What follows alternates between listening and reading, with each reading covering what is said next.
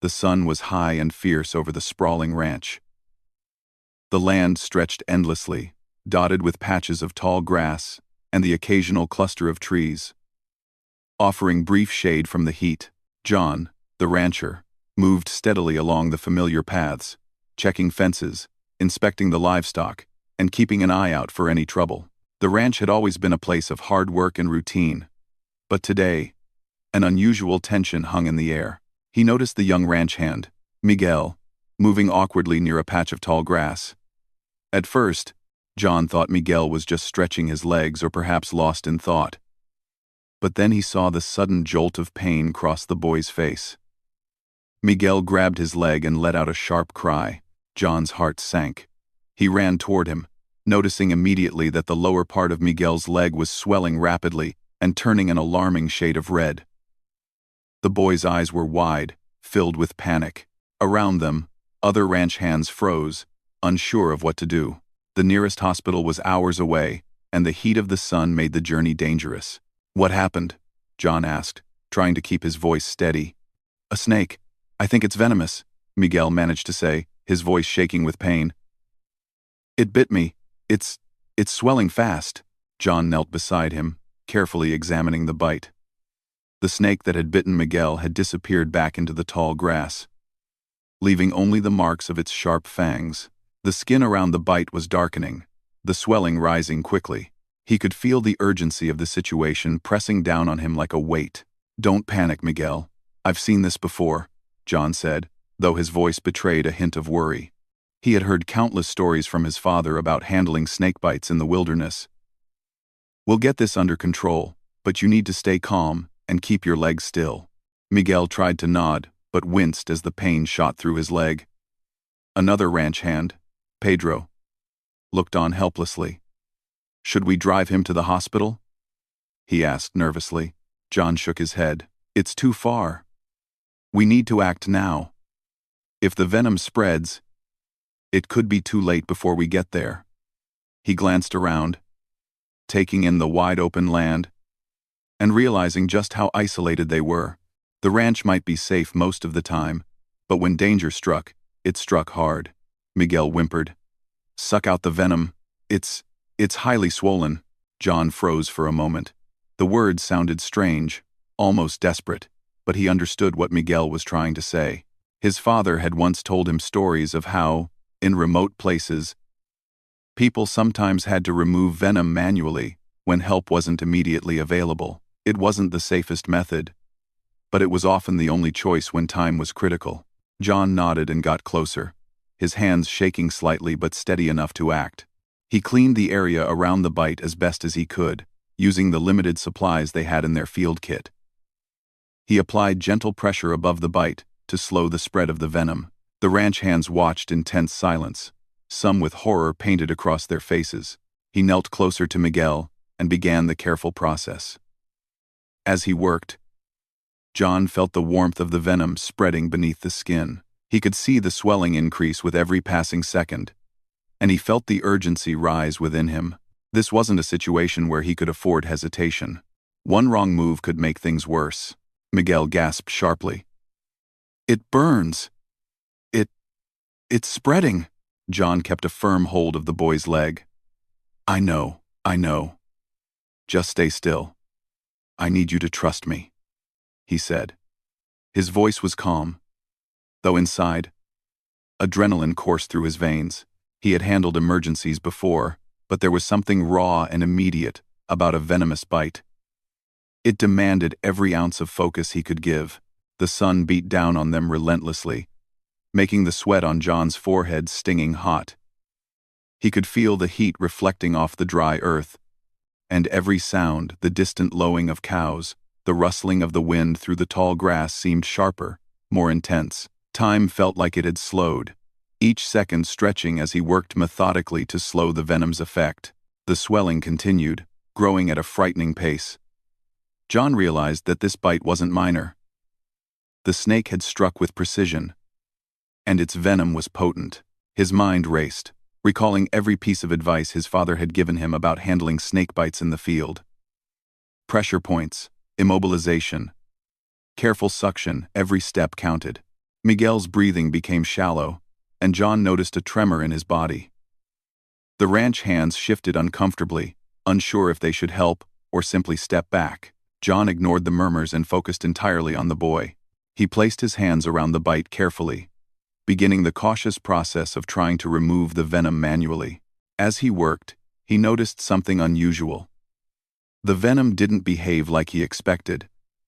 It seemed almost sticky, thickening as it moved. John frowned, a cold shiver running down his spine. He had handled many bites before, but he had never seen venom act like this. He didn't have time to analyze it deeply, but the odd behavior made his pulse quicken. Miguel whimpered again. "It hurts. It burns more. I know. We're almost there," John said soothingly. His voice was firm but gentle, trying to reassure the boy while keeping himself focused. He continued, carefully drawing out what he could. Every second felt critical, and he could feel the tension in the air building with each moment. Finally, after what seemed like an eternity, John paused. He could see the bite was still dangerous, but the immediate threat had lessened slightly. He wiped the sweat from his brow, breathing heavily, and looked up at the anxious faces around him. Everyone was waiting for a sign, some indication that the boy would survive this ordeal. Miguel lay back on the ground, exhausted but alive. The swelling had reduced slightly, but the dark bruise of the bite remained, a stark reminder of how close they had come to disaster. John helped him sit up slowly, keeping a steadying hand on his shoulder. "You did good, John," Pedro said quietly, relief evident in his voice. "You saved him." John shook his head, still catching his breath. "We saved him together." Everyone stayed calm and helped. That's what matters. As they prepared to move Miguel to the truck for a more secure ride to medical care, John couldn't shake the unease growing in his mind. The venom had been unlike anything he had ever seen before. Something about it had been off, almost unnatural. He pushed the thought aside, focusing on getting Miguel the help he needed. The sun began to dip toward the horizon, casting long shadows across the ranch. The heat of the day was fading, but the memory of the bite, the sudden panic, and the strange behavior of the venom stayed with John. He helped Miguel into the truck, settling him carefully among blankets and supplies, and climbed in beside him to offer support on the journey. The drive back was tense but quiet. Miguel's breathing steadied, though the boy occasionally flinched as a wave of pain passed through him. John kept talking calmly, distracting him with stories of the ranch, of past experiences, of anything to take his mind off the lingering fear. By the time they reached a small clinic on the edge of the nearest town, the sky was a deep orange, the last light of day painting the landscape in warm hues. Medical staff rushed out to meet them, immediately taking over care for Miguel. John stepped back, watching as professionals worked efficiently to stabilize the boy, feeling a mix of relief and lingering worry. As he stood there, John couldn't help but glance back toward the patch of tall grass where the snake had struck. A shiver ran down his spine. Something about this bite felt different, something beyond the ordinary. He shook his head, trying to focus on the present. But the memory of the venom, its strange thickness, and the sudden, almost alarming speed of the swelling stayed with him, leaving a lingering sense of unease. He realized that life on the ranch, as familiar and safe as it often felt, could turn dangerous in an instant. And sometimes, the danger was unlike anything he had encountered before. The clinic smelled of antiseptic and medicine, sharp and clean. John followed close behind, as the medical team wheeled Miguel inside. The boy's breathing was still uneven, and his face showed both exhaustion and pain. John could feel the weight of the morning's events pressing on him, a heaviness that wouldn't lift. He had acted quickly and saved Miguel's life. Yet something about the venom still gnawed at him. The doctor examined Miguel, frowning as he inspected the bite. "It's a serious envenomation," he said, his voice calm but firm. "We need to monitor him and give him antivenom immediately." He gestured for John to wait in the nearby waiting area. "You did well getting him here. It likely made all the difference." John nodded, but his mind was elsewhere. The venom had felt different, strange in a way he couldn't describe. Its consistency, the way it seemed to move beneath the skin, the sudden swelling. It didn't act like the snake bites he had seen before. He tried to push the thought aside, focusing instead on Miguel, who was now lying on the bed, hooked up to IV fluids, his leg wrapped in clean bandages. As the doctor administered the antivenom, Miguel shivered. "It feels strange," he whispered, his eyes wide. "My leg. It's like it's burning, but not like before. It's alive." John froze. He had heard of pain changing after venom took effect, but the words made him uneasy. "Alive?" he repeated carefully. "What do you mean?" "What do you mean?" Miguel hesitated. "I don't know. It's hard to explain. It's like energy. Or something moving." He shook his head, trying to understand it himself. John's stomach turned. This wasn't ordinary. The venom wasn't just dangerous, it was unusual in a way he couldn't ignore. He stayed by Miguel's side for hours, watching as the boy's color returned. His breathing steadied, and the swelling gradually began to go down. The doctors worked methodically, checking vital signs, administering medications, and keeping the wound clean. They praised John again for his quick action, but he barely heard it. His mind kept returning to the venom and the strange sensation Miguel described. Once the immediate danger had passed, John stepped outside into the cool evening air. The sun had disappeared beyond the horizon, and the sky was painted in shades of deep purple and orange. He took a deep breath, trying to calm his racing thoughts. Something about that snake and the venom didn't feel normal. It was as if the bite had awakened something that went beyond what he understood about the natural world. He walked back to the truck where the ranch hands had gathered, each one looking worried and exhausted. Pedro spoke first. "Do you think he's going to be okay?" John nodded slowly. "He's going to be fine. But something about that bite isn't normal. I can't explain it." He hesitated, trying to choose his words carefully. The venom, the swelling, the way he described it. "It's unlike anything I've ever seen." The others exchanged uneasy glances, unsure what to make of John's words. "Do you mean like a really strong snake?" one of them asked cautiously. John shook his head.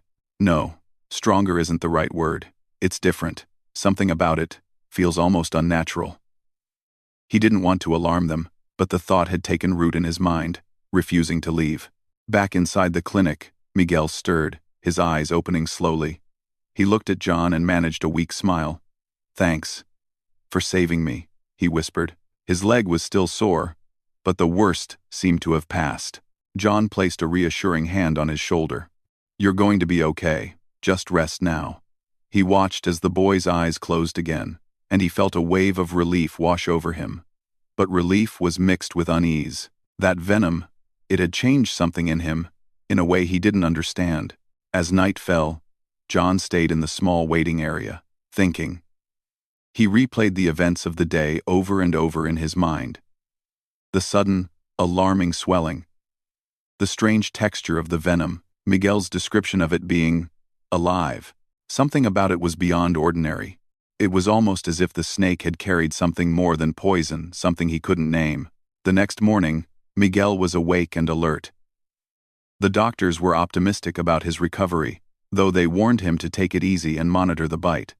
John stayed with him, relieved to see the boy smiling and talking normally again. Yet, every time he looked at the leg, he felt that familiar pang of unease. The bite mark was fading, but the memory of the venom's behavior remained vivid. While helping Miguel adjust to the antivenom treatment, John noticed subtle changes in the boy. His movements were quicker, his reflexes sharper, and he seemed unusually alert for someone recovering from a serious snake bite. John's brow furrowed. Could it be related to the venom? He had heard of allergic reactions or complications, but this was different. It was almost as if the bite had triggered something else entirely. Days passed, and Miguel continued to improve. John checked in regularly, making sure the boy was healing properly. The swelling was gone, the pain had decreased, and Miguel was able to walk without assistance. But the memory of the strange venom haunted John. He couldn't shake the feeling that this incident was more than just a dangerous snakebite. It was a warning, or perhaps a sign, that the ranch held secrets he had never imagined. One evening, as John sat on the porch of the ranch house, looking out at the fields bathed in moonlight, he thought back to that moment when Miguel had cried out for help. The panic, the urgency, the unusual behavior of the venom, it all came rushing back. He realized that if he hadn't acted quickly, things could have ended very differently. Yet even with his quick thinking, a part of him remained unsettled. "Do you think it was just a snake?" Pedro asked quietly, joining him on the porch. John shook his head, staring into the darkness. "I don't know. I've seen plenty of bites in my life, but this felt different. Almost like it was more than just venom. I can't explain it." Pedro fell silent, sensing that John wasn't imagining things. The ranch had always been a place of hard work and routine, but nature sometimes held surprises, and some of them were beyond understanding. Weeks went by, and life slowly returned to normal on the ranch. Miguel was back to his usual self, helping with chores, laughing with the other ranch hands, and showing no signs of lasting harm from the bite. John continued his work, checking fences and tending to the livestock, but his mind often wandered back to that day. The memory of the venom, the urgency, the way it had spread so quickly it stayed with him. One afternoon, while repairing a fence near the edge of the tall grass, John paused and looked around. The wind rustled through the fields, and he could almost feel the presence of something unseen, something that had caused the incident. He shook his head, trying to push away the thought. The ranch was safe, or at least it had seemed that way for generations. Yet the events of that day had shown him that danger could appear in the most unexpected forms. As he walked back to the house, John realized that he had learned something important.